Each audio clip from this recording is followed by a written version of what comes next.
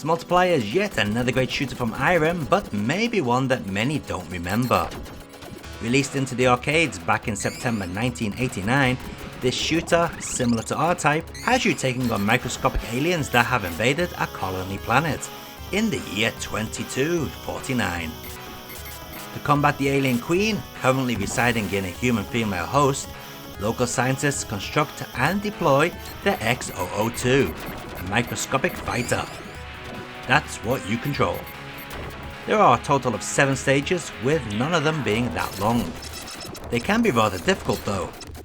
Saying that, stage bosses are quite a pushover, which is unusual for an Irem shooter.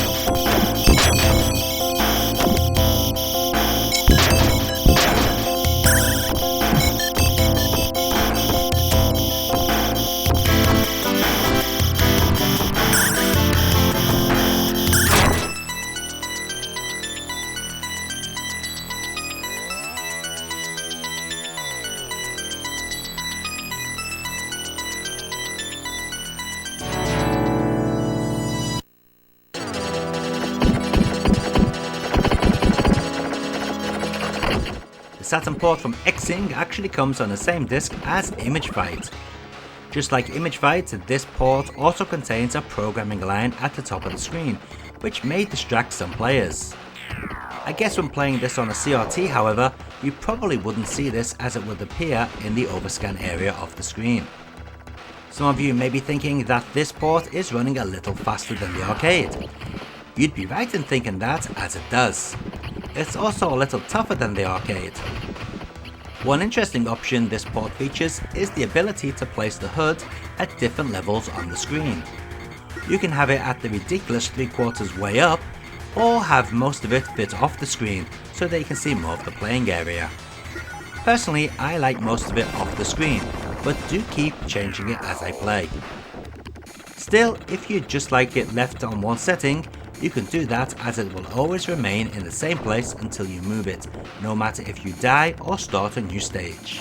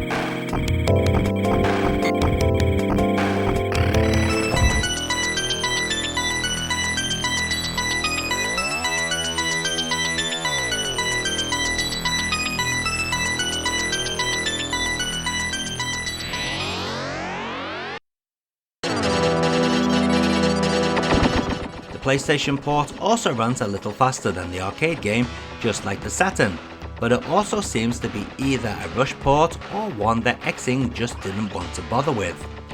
You see, there are quite a few odd issues here. The most annoying to me is that the HUD always resets back to the default position every time you start a new stage or die. The game also seems to skip sound effects here and there, and has minor slowdown. As to be expected, the game also takes longer to load than the Saturn port, like 90% of PlayStation games that also appear on the Saturn. This is simply due to the slower CD drive of the console. Xmultiply on the PlayStation isn't rubbish by any means, but it does need some polishing.